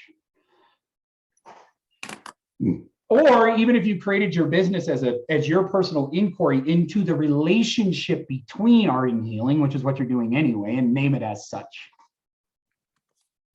Then inquiry becomes the source of your business, which is your inquiry and bringing us all along with you. Now, when you look at the aligned clients, it's pretty simple. Have you sold art to people before? yes. Right. I've Cool. been internationally shown, but I'm still making no money. Yeah, I know. So what you want to do is you want to write down whoever bought this art from you. All right. And you want to think about how many pieces they bought, because that's the yearly money, or, you know, modify it for your own business. You want to think about, you know, and maybe on this one, you don't have to do the margin so much, but well, with clients though, it's cool. Like, who argued with you the least about the price? You give them a rank. Okay. So if you took 10 clients, the one that just took it is a 10, and the one that argued with you, the one that offered you more is a 10. The one that argued with you about price the most is a 1. Leverage aptitudes. So which one bought what you thought was the coolest piece of art that you made? Where's that alignment? Aligns with what we call source commitments, which is all that stuff you wrote the other day. As a human being, is it identifiable that they share your same commitments? Give them a score and a ranking, and now you know who your audience is. So how do you find your people was the question. Well, they're already there. You find the ones that are, see, there's a way that like we think that we can know everything about conversion. And I'm not blaming you, Carrie, on this one. I see you as a person who gets the inquiry thing. But as a culture, you know, the narrative for sales and marketing has been dominated by privileged white men, and we think we know everything. So really what's going on is like, it's like another, I would say it in a woo-woo way, I would say, the universe is revealing to you who your ideal client is. The reason that you're not being able to name that is because you're trying to name it in an external characteristic instead of an alignment in values. So there's a humanization that needs to happen here in niching that's often missed, and it's normal because of threat. Also because of the prevalence of a narrative that conversion is based on you doing something. Clients buy because they want to, and they don't buy because they don't. And we're in America, and so everybody's like trying to extract money from each other all the time. So like nobody's walking into a sales situation not aware of the deal. You feel me? So your people, Carrie, you asked me, who are my people? Now you tell me, who are your people, Carrie? I think am I muted? Okay. I think other women that have been through issues might connect with my artwork. I think, like you said, organizations, I've thought about public art calls that are, you know, for hospitals and that kind of thing. And even nonprofits that are geared towards healing, you know, and artwork within them. I often donate it, my art, to some of those nonprofits that mean something to me, you know, and hoping to get in front of maybe some of their people and the right people, but mostly because, you know, I want to help them raise money and do what they do, because I needed that help at one time. So yeah. You got it. So there's stuff there, right? Did you get an answer to your question? See, and then you turned it into, I can tell, You're smart and you're in sales and marketing, and you've been at this a while because you turned it into a business development strategy based in contribution. So I see you out there and I feel validated that you've been doing this stuff without me being around, because I need to know too that folks like you who are more experienced than I am in life and particularly in business arrive to the same conclusion. So thank you. And I feel very validated by that. And I honor the space that you're holding and all of that. And that's so cool. Yeah, I just could have started this when I was 20, like Shauna. I mean, the thing is like, yeah, me too. And you need shit in one hand and wish in the other and see which one fills up faster. Or the other way to say that more nicely is try on, there's no other way for it to be than the way that it is. It's all perfect because that's the way it is. There's no other life. There's no other way. There's no going back. This is it. That's true. I'm grateful you're here in this space. Who else feels validated by Carrie's share? Who feels inspired? Yeah, cool. See, that's the predicator of conversion, not trickery or strategy. We're not playing chess. Let me see. So, when am I done? Is that it, Karen? No, we've got some more steps. I'm happy to take over if you like, or I can do or create. you can keep going. Yeah. Let me close it real create the quick. plan. So y'all, Yeah. it's pretty simple, right? Like, here's how it works, okay? You got a certain number of amount of money you have to make so that your life works, and it doesn't have to be a gazillion, but it needs to be enough that you can, like, I don't know, not freak out about money so it screws up your art.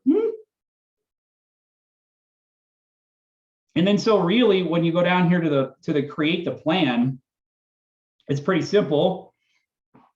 What, offering, well, what particular type of terracotta widget is there? Right? You write that down.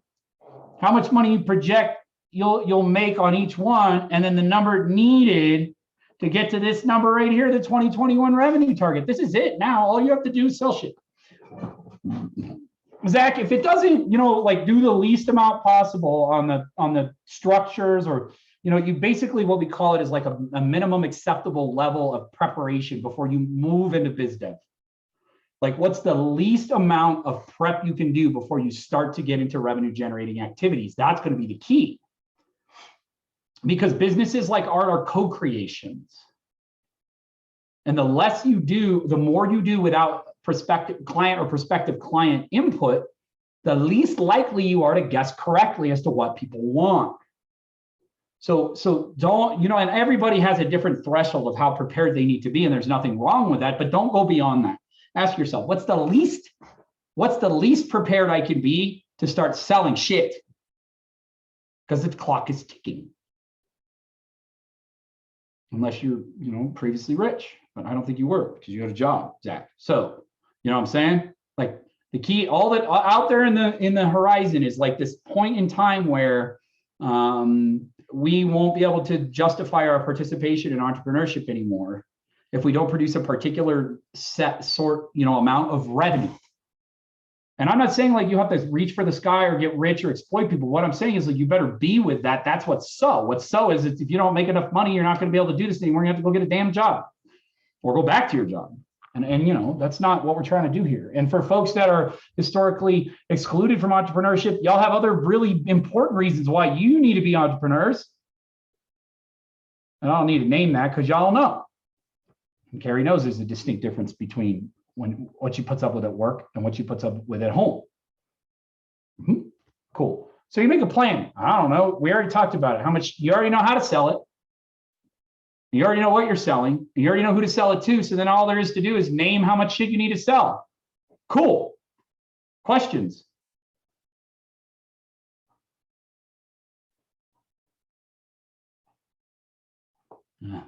You were right all along. I have a question. What's up? I guess I'm struggling a little bit on the digital design side on how to connect the personal story and things like that. With the event side, I've got that covered, and doing the kind of digital stuff I do, I can present that in that way. But actual graphic design and motion design are pretty client driven. So what's my offer there? Well, so basically that's going to come more from that you're being responsible for your business development activities and that you've got commitments in them. So basically, I don't know, like you don't have to tie it to anything, Zach, but there's a place you're coming from with your art as well, right? Yeah. What is it? Can you name it around graphic design and motion? Like, where are you coming from? Like, why you like that shit, man? I like creative problem solving a lot. Cool. All right. So that's one. And you see graphic design and motion animation. What is it called? Sorry. Motion graphics, motion design. Motion graphics, yeah, motion design. You see that as a creative solution to what problem? To what problem? Yeah, man.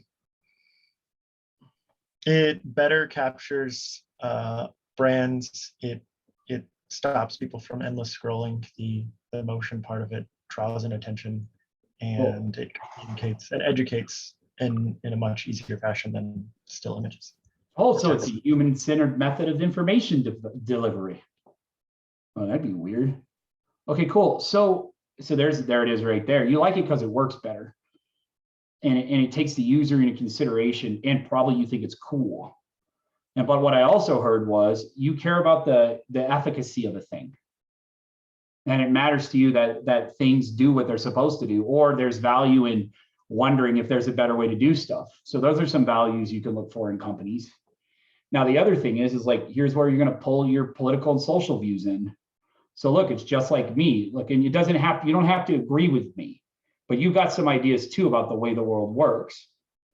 And you can see when you go to prospect for clients, that there are people that share your same values and there are people that don't. So in order to know that your work is doing a good job of making the ideas that you think are more valuable, more available, you pick clients based on their alignment to your values. So that's typically what's missing. And it's missing because you were a freelancer. And in the beginning of freelancing, it's just like, whoever is going to hire me, I need this money.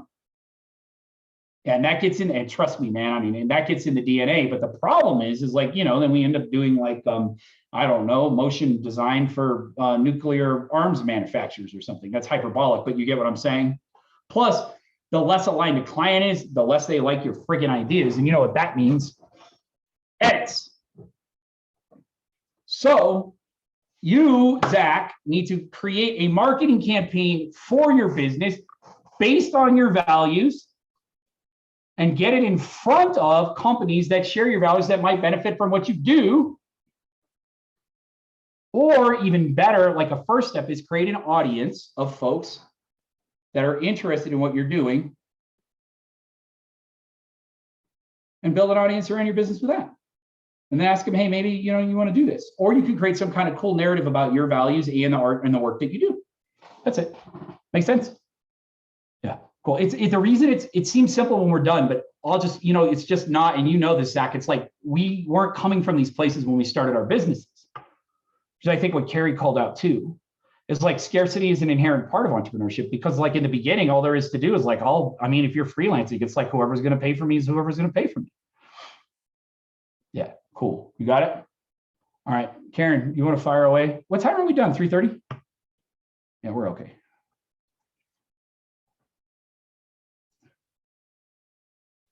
I get the right one. Yeah. You want to lead on this? I'm tired of hearing my own voice. I can only imagine. Yeah, sure. I'm happy to. Okay, so the last, we just have a couple. And please know that like these are super, super, super important, right? Step 7 is anticipate breakdowns and create solutions. And just know, right? Just like back when we were talking about commitments and we were talking about like, yeah, I want to show up feeling confident and calm and powerful and strong and all of these things, right? That other things are going to show up. This is our human experience, and all of the other things will come in. So I want you to really, what we want to do is we want to make sure that we have a plan for when breakdowns happen, because they will happen. So first of all, just think about, where will you get stopped? You're creating this plan, where will you get stopped? And where you're going to get stopped with this plan is where you get stopped with anything, right? We usually tend to get stopped in the same places. Again, recovering perfectionism. So one of the places that I know that I can get stopped because of that is I can get stopped in analysis paralysis, because I think everything has to be perfect, right? And so plan for what are those places, where will that be that you're going to get stopped. The next one is, what new actions can I take to prevent being stopped? So making sure that you've got that plan in place, that when you get there, you will have something to do. When I get in analysis paralysis, guess what I do? I call this guy. Nope, that guy. I call Nate and I say, hey, Nate, guess what?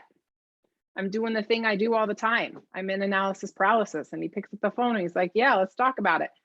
Half the time it's like 5 minutes and I'm back on the road, right? I'm back at it, because it's just like something I can do to like interrupt that pattern. And again, it's not about, I have to change myself.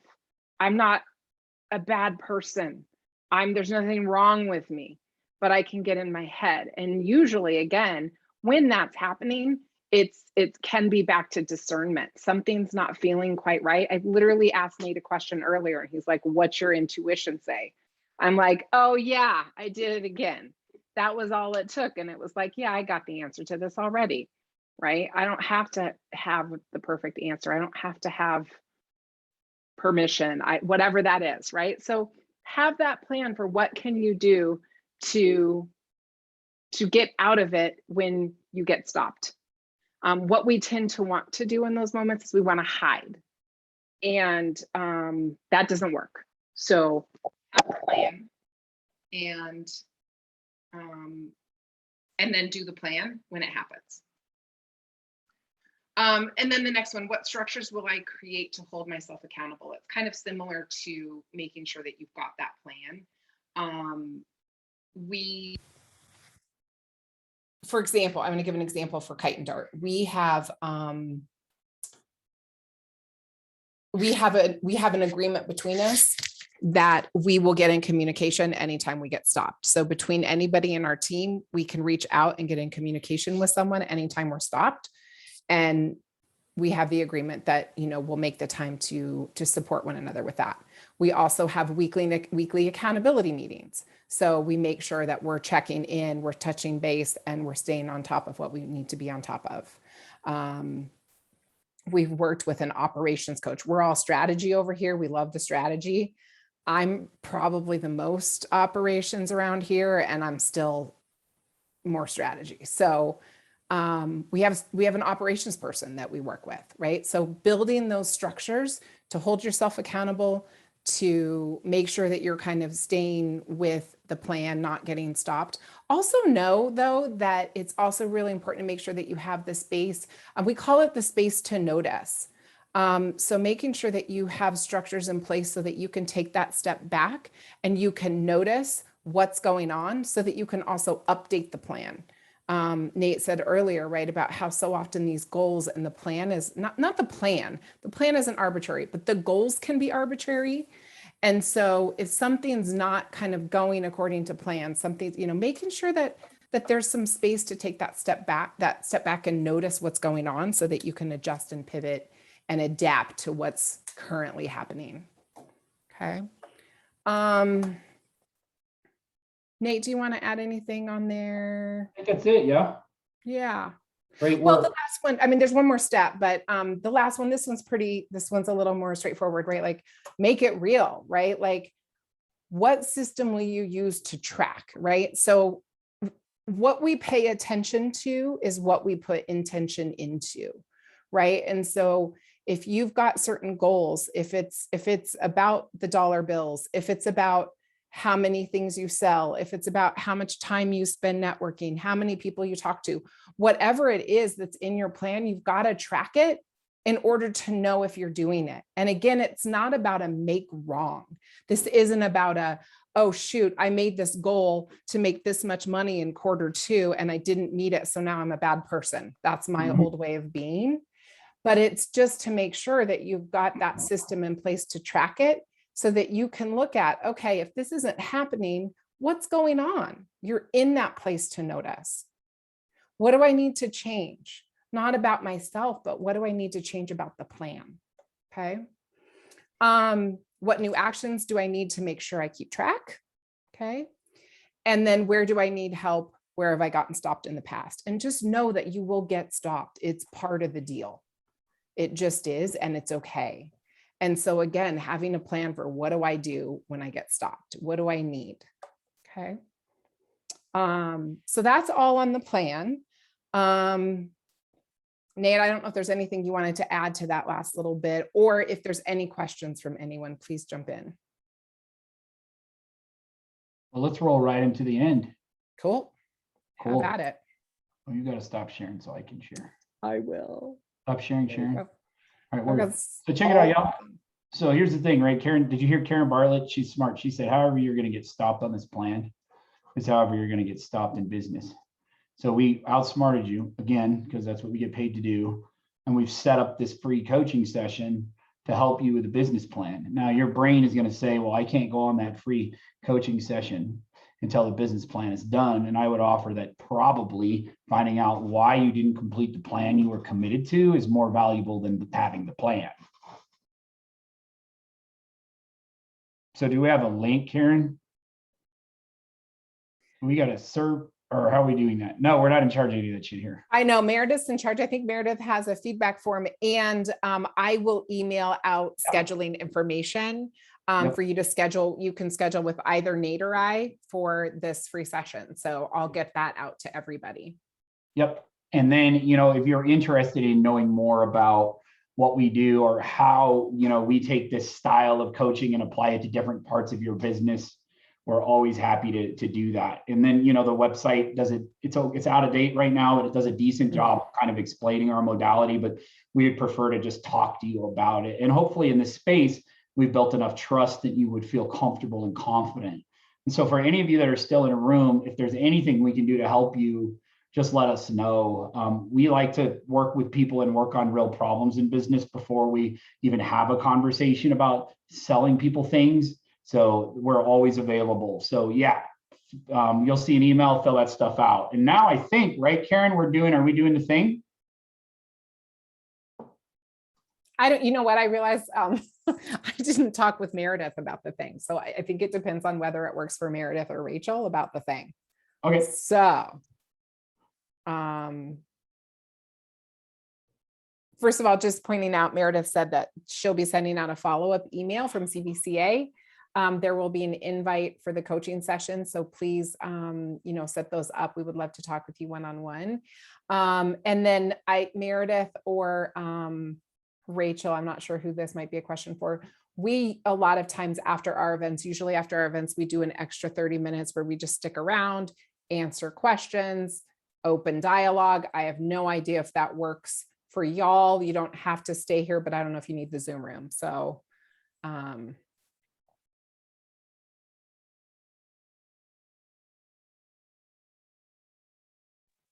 think we're good. We have something on this Zoom account right at 4. So if people Okay. want to hang out until like 3:55, that's fine. awesome. Great. Perfect. So yeah, that's what we usually do. So that's perfect. And I apologize, I didn't talk to you about that before, but yeah, anybody, if you'd like to stick around and talk, ask questions, just it's always fun to just connect a little bit more with folks. So we're happy to stay. Thank you so much to everybody for being here. Thank you to so many people for engaging with us, coming on screen, on microphone to talk with us about your business. And it was just really nice to be here and have you, Meredith and Rachel. Thank you so much to you as well, and CBCA. I don't know if you have anything you want to say in closing either, Meredith. Just thank you, Nate, and thank you, Karen, for sharing all of your wonderful energy and insights and coaching with folks today. Some of those things I mentioned at the very, very beginning, that we do other workshops and trainings at CBCA.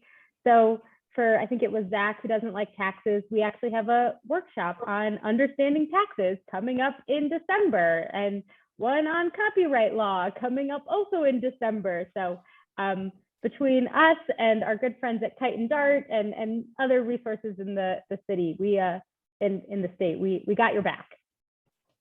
Well, I'll end with that. Super. Well, thank you so much. If you need to go, we totally got it.